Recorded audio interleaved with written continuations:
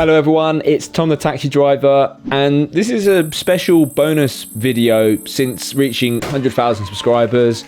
I really wanted to do an AMA or an Ask Me Anything, and I've had some lovely contributions, comments from you guys. Without you guys, I wouldn't be at this milestone, so it's great to hear some of your feedback and some of your burgeoning questions that you want answering.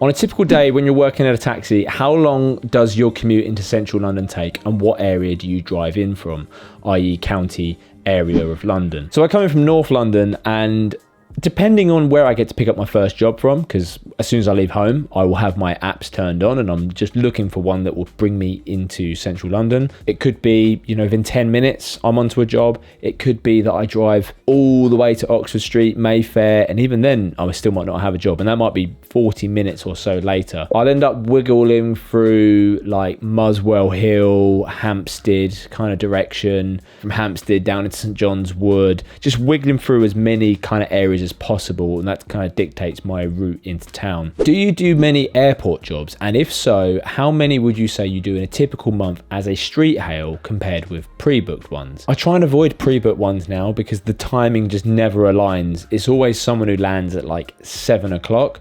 So for me to get there, to ensure I'm there on time, it means I've got to get up at like 5 in the morning. I've then got to like get the cab cleaned. I've got to put juice in the cab. And it seems like, oh, it's a nice problem to have, Tom, just clean your cab. But it's always like, it'll be on a Monday after I've had a busy weekend, or I've got loads of deadlines for the YouTube. So a couple of years ago, I just kind of brought in this rule that I'm not really doing any pre-book work because my time was really to focus on this YouTube channel. By doing that, I was squandering away a lot of opportunities that this brought, and also it was a way of procrastinating away from doing this work. It's quite hard to sit down, record videos, come up with ideas. In terms of stuff off the street, I had a Heathrow just last week as it happened. I was on the Shard quite late at night, about 10:30, and a gentleman comes over and says, hey, can you take me to the Hilton at Terminal 4? Yeah, away we go. Nice. And then I could just finish up my shift on that, just bang it around the North Circular, and I'm home. In terms of airport jobs, I'd say I probably get one about every 8 weeks, but it depends how often you work the cab, right? Because I do less days in the cab now, because I'm doing a lot more days on YouTube and just trying to balance the two,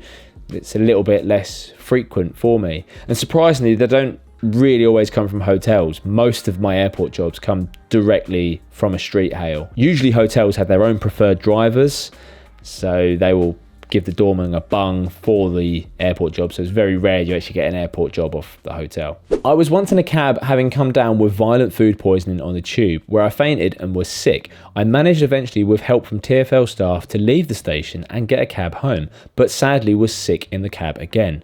I readily paid £100 and apologised. Is that the normal approach? It was not alcohol, as I hardly drink, and I felt sorry for the driver. Does this happen much? Well, in my nearly 7 years of driving a taxi, I've never had a puker. You just never know. It could come at any time of day. Obviously, this story that this person's painted here is that, you don't have to be drunk. So it's not like a case of me trying to pick the right customers, if you will. Official approach is that there is a soiling charge that the driver can charge. And it's not just puke, it could be any other manner of bodily fluids. If I'm at the beginning of my shift and that happens, well, firstly, I've got to, no longer can I work, so I'm not picking up any more jobs. I've then got to go to a car wash that does some kind of sick cleaning, which they usually charge a premium for.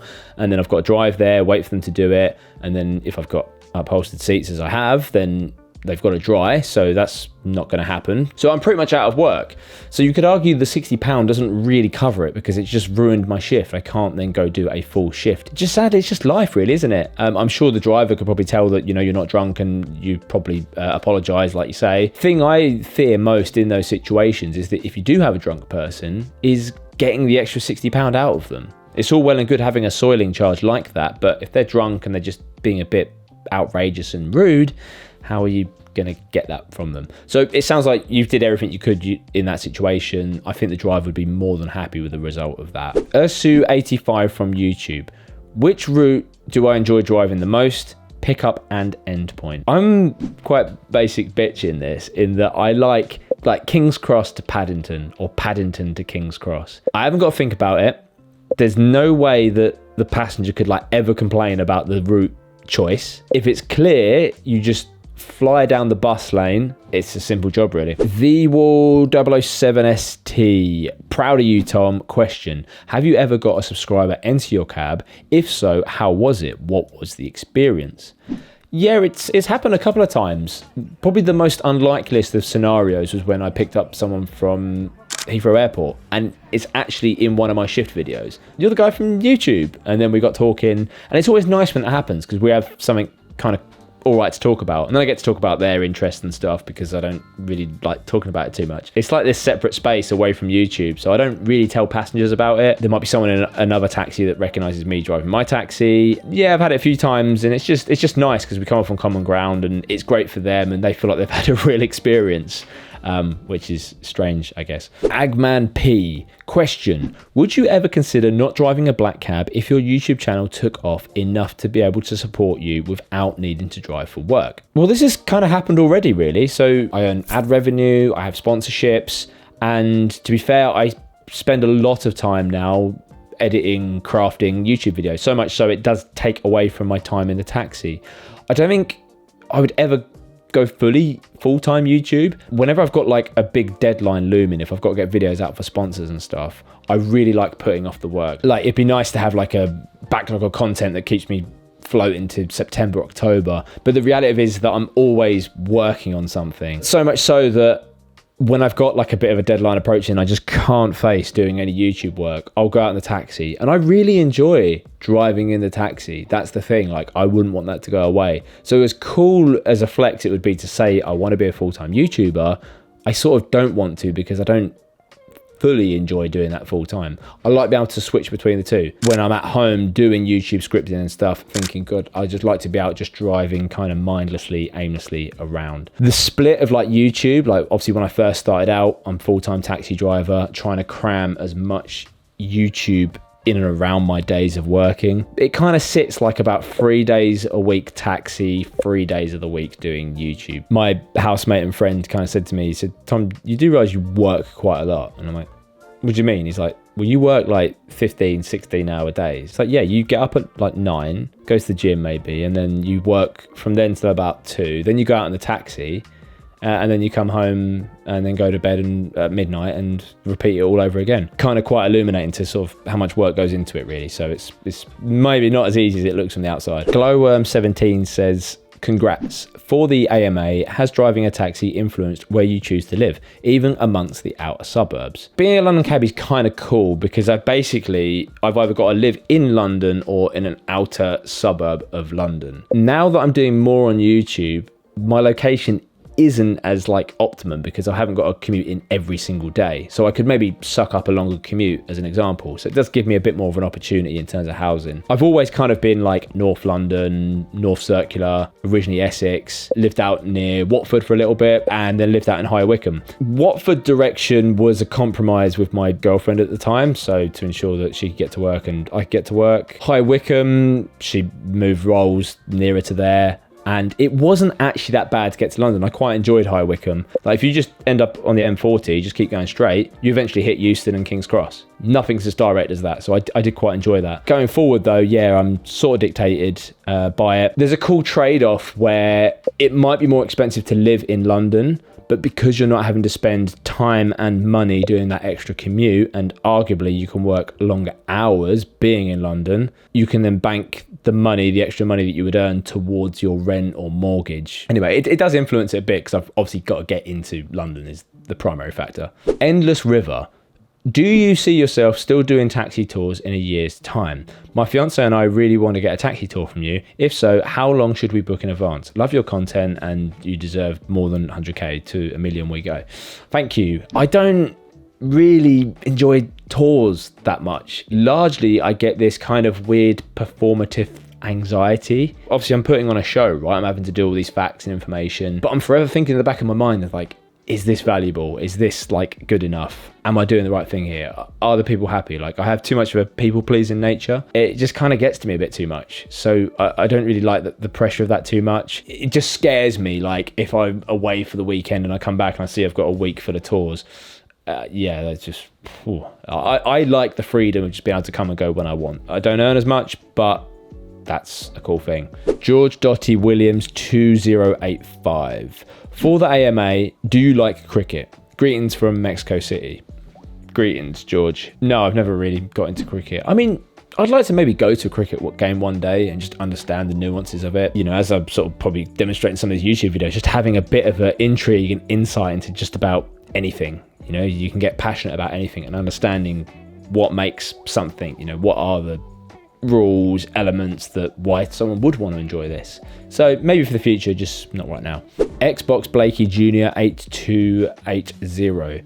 How do you think self-driving vehicles will impact the future of the taxi trade? I made a video on this a little while ago. I say a little while ago, it's probably about 2-3 years ago now. It was actually something when I began the knowledge, I was thinking, oh, well, self-driving vehicles are going to take over. Like, what's the point in doing the knowledge? And I nearly didn't do the knowledge for that deluded reason. And that was probably about 10 years ago. The technology is definitely there, but I think it's going to be more motorways and much more, I guess, less chaotic cities that are going to be the case. You've got loads of like philosophical and moral arguments to the programming of AI and self-driving vehicles. The trolley cart problem, if you've read into that or looked into that. A London taxi fleet is arguably the closest thing to self-driving vehicles, because we all have thereabouts the same vehicle. They all accelerate at the same rate.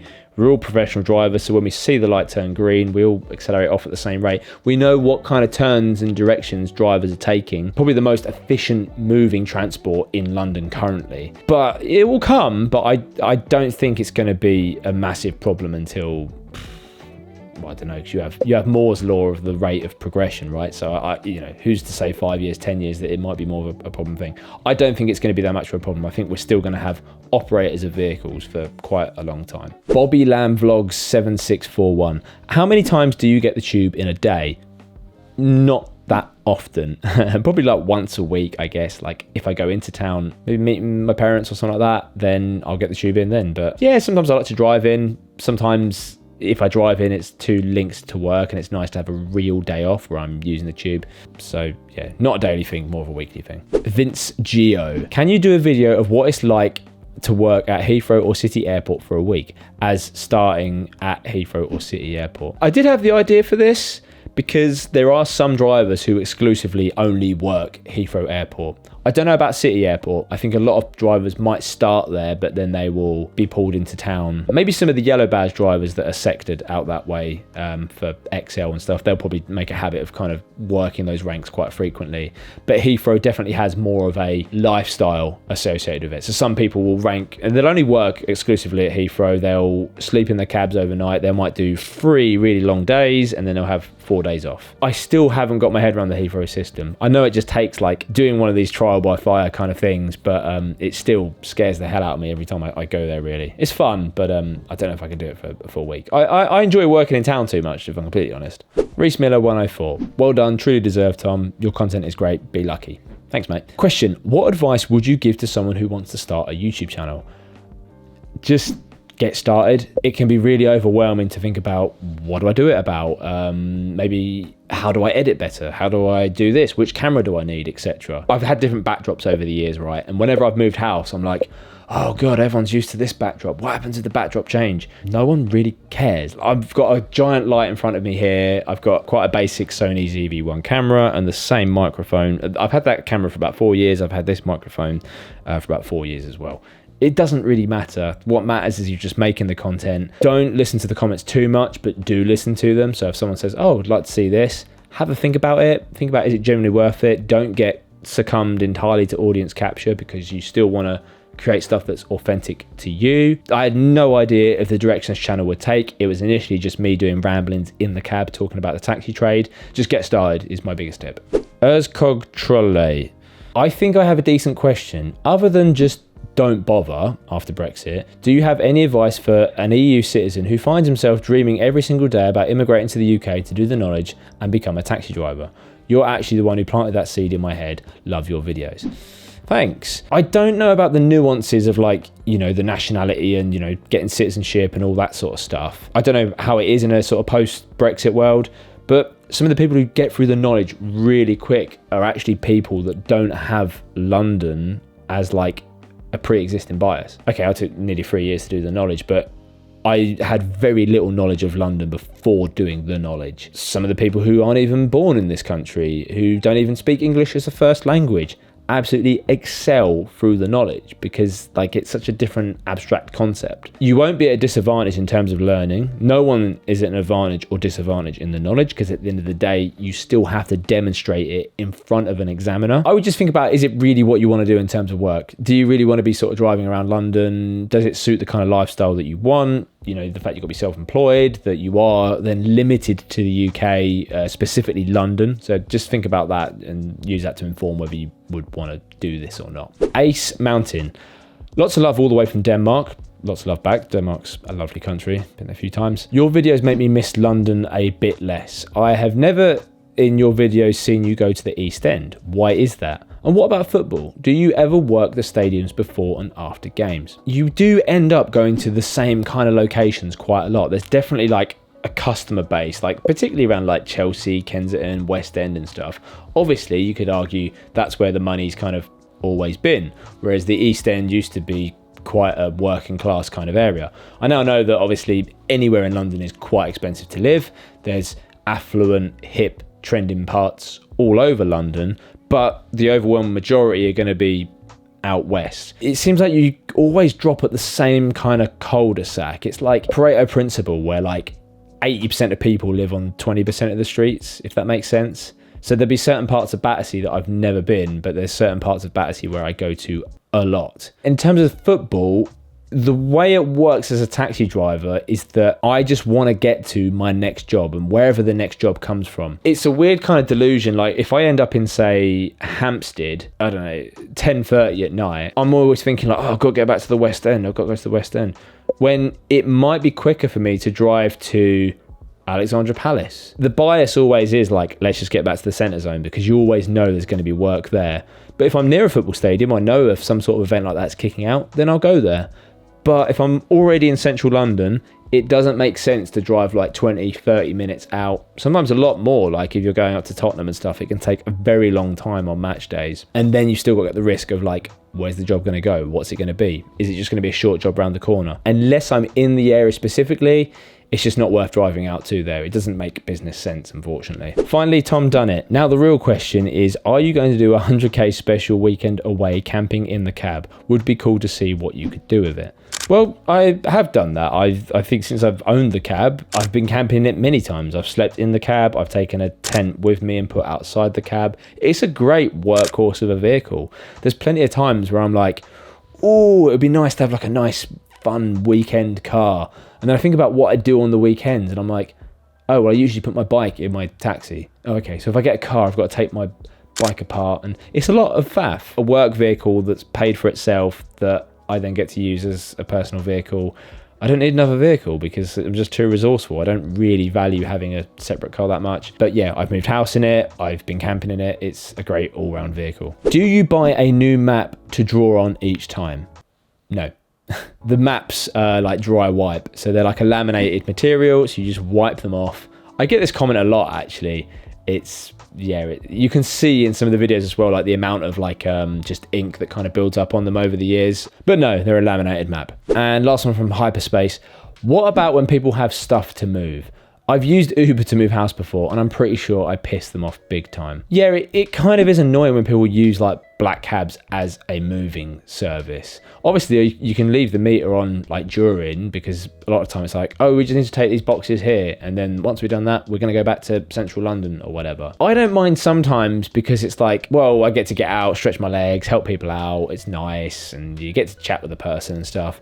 But it's more if someone like really expects you to be like a moving person, or they fill the cab up to the gunnels. Like, we're not removal people at the end of the day. Like, I've delivered takeaways from fine restaurants. So they chuck it in the cab and they go, here you go, driver, here's the address, take it there. If I said to myself, right, I want to go and earn some extra money doing Amazon deliveries, because there were drivers who did this during the COVID pandemic. They were like, right, I can't earn money in my taxi picking up passengers. Why don't I just take parcels? The issue is, it is actually a separate and different insurance. So technically you need courier insurance for that. They offer that as an extra. I think people cottoned on that it is kind of a cheap way to have like a removal person.